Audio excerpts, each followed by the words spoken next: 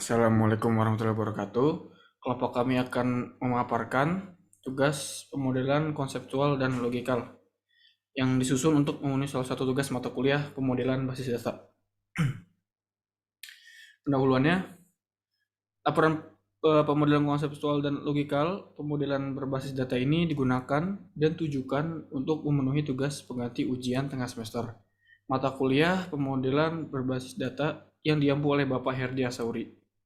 Isi laporan ini berisi pengamatan dan analisis terhadap kegiatan belajar mengajar pada organisasi Universitas Telkom. Hasil dari pengamatan dan analisis tersebut akan berupa suatu diagram relasi IRD dan perancangan berupa diagram skema relasi. Oke, yang pertama ada aturan bisnis.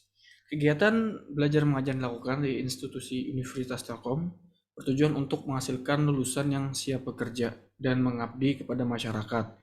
Aturan bisnis yang dilakukan pada kegiatan belajar mengajar di Universitas Telkom. Itu ada yang pertama ada calon mahasiswa mendaftarkan diri untuk menjadi mahasiswa Universitas Telkom. Jika calon mahasiswa tersebut sudah lolos dalam seleksi, maka mahasiswa itu akan menjadi mahasiswa Universitas Telkom. Lalu yang ketiga ada eh, mahasiswa Universitas Telkom tersebut akan mendapatkan akun mahasiswa dan kartu mahasiswa. Lalu keempat, kegiatan belajar mengajar diadakan di ruangan kelas yang memiliki kode kelas yang terdaftar pada akun mahasiswa. Lalu berikutnya yang kelima, kegiatan belajar mengajar dilakukan dua arah antara dosen dan mahasiswa pada ruangan kelas. Baik, selanjutnya ada pemodelan konseptual. Yang pertama ada entitas dan atribut. Pertama ada mahasiswa. Tipe entitasnya yaitu entitas kuat. Mahasiswa yaitu pihak yang melaksanakan pembelajaran yang diselenggarakan oleh pihak Universitas Telkom. Yang kedua ada dosen, yaitu entitas kuat. Dosen merupakan pihak yang ditunjuk oleh Universitas Telkom untuk membimbing atau mengajar kepada mahasiswa yang ada di Universitas Telkom. Yang ketiga ada kelas, entitasnya berupa entitas kuat. Kelas merupakan kode terdaftar yang terregistrasi pada akun mahasiswa untuk menunjukkan kode kelas di mana mahasiswa melakukan kegiatan belajar dan mengajar di Universitas Telkom. Yang keempat, ada akun mahasiswa. Sifatnya yaitu entitas lemah. Akun mahasiswa berisi pusat administrasi secara online untuk mahasiswa Universitas Telkom. Yang kelima, ada kartu mahasiswa. Memiliki entitas lemah. Kartu mahasiswa atau KTM merupakan penanda atau identitas seorang mahasiswa sebagai bukti bahwa mahasiswa tersebut aktif di perguruan tinggi Universitas Telkom. Yang keenam ada kursi, merupakan entitas lemah. Kursi merupakan benda yang berfungsi untuk tempat duduk ketika kegiatan belajar dan mengajar di kelas. Yang ketujuh ada ruangan kelas, merupakan entitas lemah. Ruangan kelas adalah tempat untuk melaksanakan kegiatan belajar dan mengajar di Universitas Telkom. 8 ada papan tulis, yaitu entitas lemah. Papan tulis yaitu alat yang digunakan untuk menulis dengan menggunakan spidol atau kapur. Selanjutnya saya serahkan ke Akmal. Mohon maaf ke Gungde. Baik, di sini saya akan menjelaskan daftar atribut tabel akun mahasiswa. Yang pertama, username. Tipe atributnya yaitu simple single value attributes. Username adalah nama pengguna yang digunakan sebagai identitas akun. Contohnya Iksar Nur Azizah. Yang kedua, email. Tipe atributnya adalah simple multi-value attributes. Email adalah electronic mail atau surat elektronik, yaitu surat dengan format digital dan dikirimkan melalui jaringan komputer. Contohnya, Iksan Nur A at student Telkom University ac.id. Yang ketiga, password. Tipe atributnya adalah simple multi-value attributes. Password adalah sekumpulan karakter atau kata yang bersifat rahasia dan digunakan untuk mengotentikasi akses ke sistem digital. Contohnya, Iksan Jospar 123. Selanjutnya, daftar atribut kartu mahasiswa. Mohon maaf, Saudara Ari. Nomor 1 yaitu nama. Tipe atributnya adalah Composite Single Value Attributes. Nama adalah sebuah identitas yang digunakan sebagai tanda pengenal. Contoh, Sujat Miku. Yang kedua, NIM. Tipe atributnya adalah Simple Single Value Attributes. NIM adalah nomor identitas unik yang diberikan perusahaan kepada setiap customer atau ke mahasiswa. Contohnya adalah 1301, 214, 217. Yang ketiga, alamat. Tipe atributnya adalah Composite Multi-Value Attributes. Alamat adalah lokasi untuk menunjukkan tempat tinggal mahasiswa. Contohnya, Jalan Sukabirus nomor 69. Yang keempat, tahun masuk. Tipe atributnya adalah Simple Single Value Attribute. Tahun masuk adalah tahun yang di mana mahasiswa mulai terdaftar di Telkom University. Contohnya 2021. Selanjutnya, daftar atribut mahasiswa. Yang pertama, nama. Nama tipe atributnya adalah Composite Single Value Attribute. Nama adalah sebuah identitas yang digunakan sebagai tanda pengenal. Sama seperti yang di atas, yaitu Sujat Miku. Yang kedua, NIM. Tipe atributnya adalah Simple Single Value Attribute. NIM adalah nomor identitas unik yang diberikan ke mahasiswa. Yang contohnya adalah 1301, 214, 2110. Yang ketiga, alamat, yaitu tipe atributnya adalah Composite Multi-Value Attributes.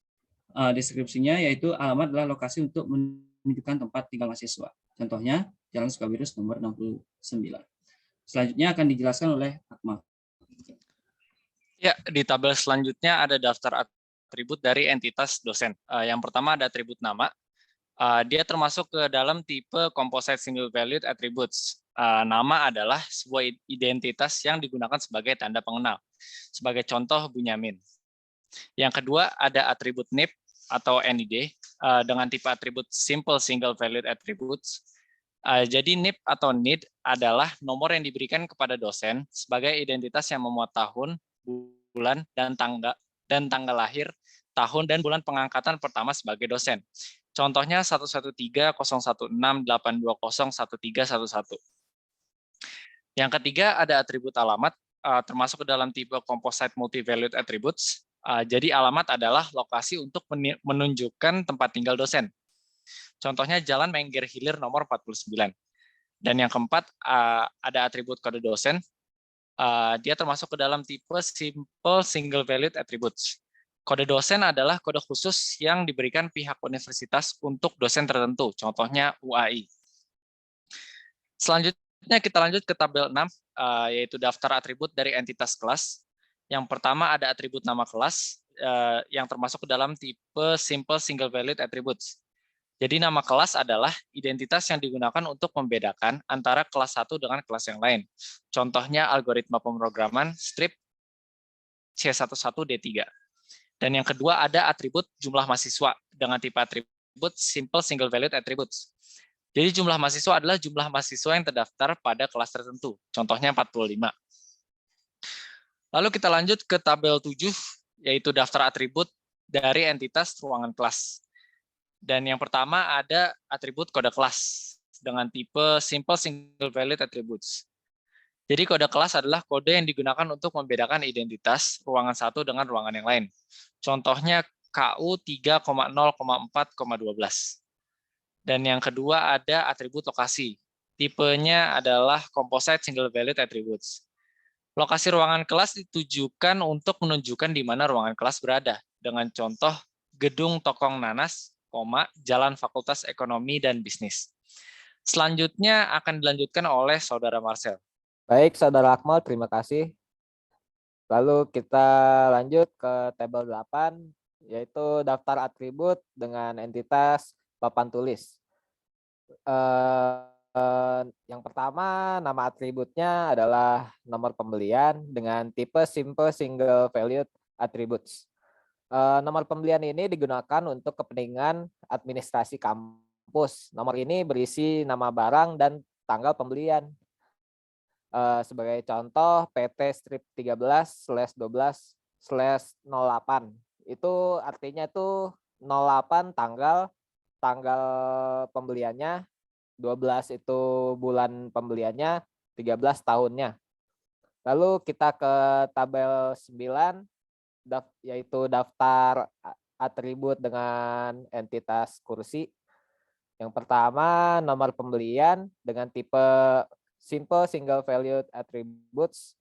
Nomor pembelian ini sama seperti nomor pembelian papan tulis ya. Sebagai contoh, KS strip 11/06/12. Lalu yang kedua adalah nomor kursi dengan tipe simple single valued attributes. Nomor kursi ini digunakan untuk menunjang letak kursi di dalam ruangan kelas. Diisi menggunakan nomor baris, nomor kolom kursi. Lalu contohnya ada 3 strip 2, yang berarti kan 3 nomor baris dan 2 nomor kolom kursinya. Lalu ada relasi, tabel daftar relasi ini ada berbagai macam nama mahasiswa, nama entitas 1 sama nama entitas 2, lalu ada nama relasi, kardinalitas, dan constraint-nya. Yang pertama mahasiswa, nama entitas 2-nya kartu mahasiswa, lalu relasinya memiliki, dan kardinalitasnya one to one, lalu constraint-nya mandatory optional. Lalu yang kedua ada kelas, nama entitas yang kedua mahasiswa, nama relasinya menghadiri, lalu kardinalitasnya one to many, constraint-nya mandatory optional. Ketiga ada universitas, nama entitas 2-nya mahasiswa, relasinya mendaftar, kardinalitasnya one to many, constraint-nya mandatory. Yang 4 universitas, nama entitas yang keduanya dosen, relasinya memperkerjakan, kardinalitasnya one to many, constraint-nya mandatory. Lalu yang terakhir mahasiswa, nama entitas 2-nya akun mahasiswa, relasinya memiliki, kardinalitasnya one to one, lalu constraint-nya mandatory optional. Lalu akan dilanjutkan oleh Saudara Ari, silakan. Baik, selanjutnya ada ER diagram. Berikut kami tampilkan ER diagram yang sudah kami buat. Di sini sudah ada hubungan antar entitas. Kalian bisa lihat sendiri ya. Di sini ada mahasiswa berhubungan dengan kelas, berhubungan dengan dosen. Lalu ada kursi, ruangan kelas, papan tulis, dan akun mahasiswa, kartu mahasiswa. Selanjutnya ada pemodelan logikal, yaitu skema relasi.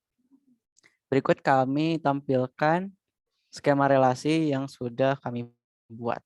Yang pertama ada Universitas Telkom itu mempekerjakan dosen ya.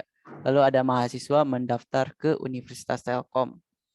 Lalu mahasiswa bisa menghadiri kelas, dosen mengajar di kelas, terus kelas memiliki ruangan kelas memiliki papan tulis, ruangan kelas memiliki kursi, lalu mahasiswa menggunakan kursi, dan akun mahasiswa memiliki akun mahasiswa memiliki kartu mahasiswa.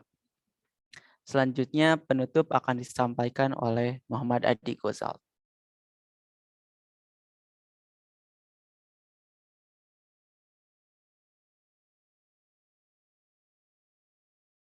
Ya, terima kasih. Tadi adalah pemaparan dari kelompok kami. Dari laporan di atas kita dapat menyimpulkan bahwa kegiatan belajar dan mengajar di Universitas Telkom itu melibatkan banyak entitas, dimulai dari mahasiswa, dosen, kelas, ruangan kelas, akun mahasiswa, kursi, dan papan tulis. Aturan bisnis yang dilakukan di Universitas Telkom pada kegiatan belajar mengajar yaitu ada calon mahasiswa mendaftarkan diri untuk menjadi mahasiswa Universitas Telkom. Jika calon mahasiswa tersebut sudah lolos dalam seleksi masuk mahasiswa, maka calon mahasiswa itu akan berubah menjadi mahasiswa Universitas Telkom. Lalu ada mahasiswa Universitas Telkom akan mendapatkan akun mahasiswa dan kartu mahasiswa. Lalu kegiatan belajar mengajar dilakukan di ruangan kelas yang memiliki kode kelas yang sudah terdaftar pada akun mahasiswa. Dan kegiatan belajar mengajar dilakukan dua arah antara dosen dan mahasiswa pada ruangan kelas. Terima kasih. Wassalamualaikum warahmatullahi wabarakatuh.